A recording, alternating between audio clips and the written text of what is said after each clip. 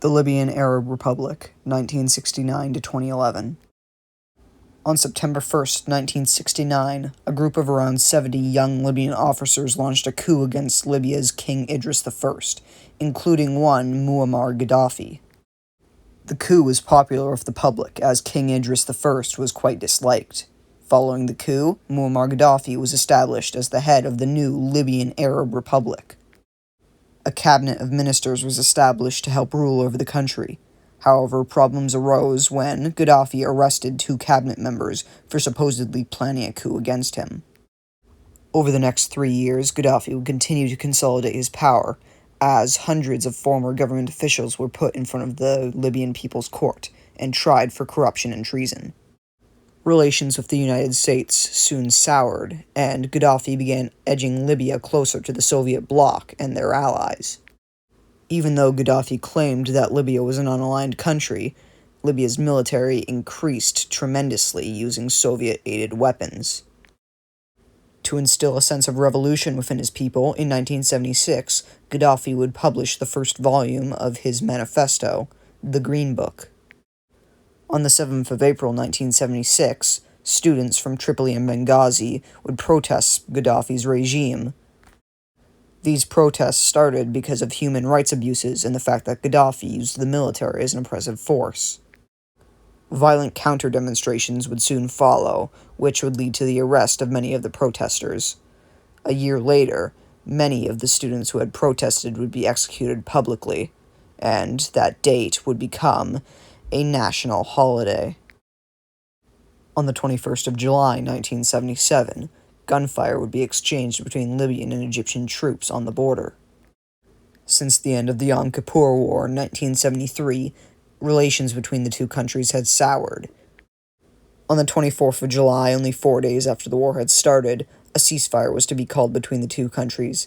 Despite this, relations continued to sour, especially after the Egyptian government alleged that the Libyan government had sponsored a plane hijacking. Following the accusations, Gaddafi would call for the closure of the Egyptian consulate in Benghazi.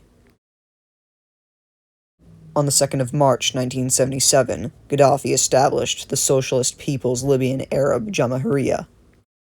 With the name change came Gaddafi's continued political ranting about his philosophical Third International Theory, which he speaks about in the Green Book.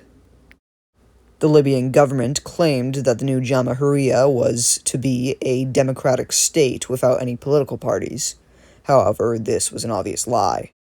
By the late 1970s, the new Jamahiriya had proved to be quite difficult to understand, as Gaddafi continued to implement strange and, quite honestly, overlapping political ideas.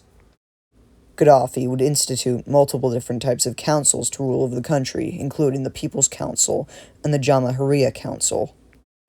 Around this time, political opposition to Gaddafi and his regime would begin to grow within the masses. As early as 1969, Gaddafi had been waging war to the country to the south of Libya, Chad.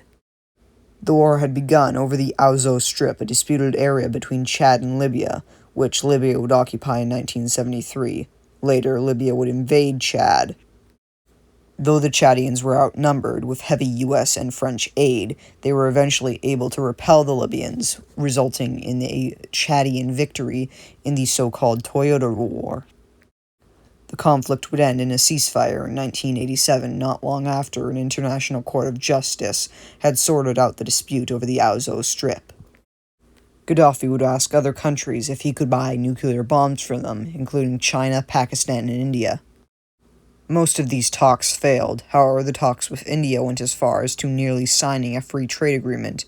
However, when Gaddafi attempted to force the Indians into giving him nuclear bombs, they left. Facing accusations of human rights violations and sponsoring terrorist attacks, Libya was embargoed by countries all across the planet, which resulted in multiple incidents in Libya's own borders. Multiple of these incidents would involve U.S. jets or ships shooting down Libyan vessels in Libyan territory for prior acts done by the Libyan government. Some of the so-called acts include Muammar Gaddafi sponsoring multiple plane hijackings in the 1980s, and the most famous of which being the La Belle discotheque bombings, which were sponsored by Gaddafi. In response to the bombings, the US government and NATO collaborated and launched Operation El Dorado, bombing Libyan soil and cities, which resulted in the death of Gaddafi's adopted daughter. However, despite being very damaging for Libya, Gaddafi turned the bombings into a propaganda masterpiece, even convincing Western media of his lies. Gaddafi considered this a victory over the United States and NATO. However, Libyan citizenship did not agree, and, with Libyan support wavering, Libya's government had been the weakest it had been in 17 years. Despite being embargoed, Libya would remain relatively peaceful for the next few decades, with an occasional few protests which were put down by the government. However, in 2011, in the neighboring country of Tunisia, a man protesting the Tunisian government would light himself on fire in opposition to the government, which was very similar to Gaddafi's own. This would begin what was known as the Arab Spring, where people all across the Arab world rose up in opposition of their terrible governments. The Libyans did the same, and a provisional government was set up in Benghazi. Some Libyan officials sided with the provisional government, and with the help of rebel groups and defectors from the army, by the end of February of 2011, the provisional government had taken over half of Libya.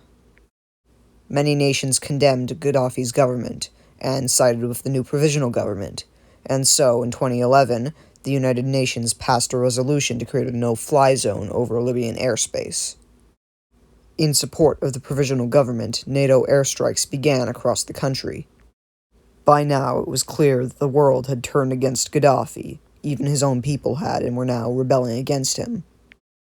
According to reports, more than 110 Tomahawk cruise missiles were fired at Libyan soil by both US and British warships during the war. On the 20th of October, 2011, the final government holdouts in Sirte were finally captured. However, Gaddafi was still on the run. Not long after the capture of Sirte, Gaddafi was found hiding in a sewer tunnel, cowering like a rat. The rebels dragged him from the tunnel, and despite trying to resist, they still did. As he was dragged out of the tunnel, he was reported to be screaming, "Why have you done this, my children? What have I done to forsake you?" They beat him over the head with a rifle, and they did things with a bayonet to him, of which I cannot describe on YouTube, or else my channel will be deleted. Gunshots rang out from the crowd, everybody scattered, and when they looked upon Gaddafi, they found that he had died. With Gaddafi's death came the end of an era for Libya. However, with no direct successor, Libya would fall into civil war from 2011 until 2020. Thank you for watching this video on the Libyan Arab Republic from 1969 to 2011.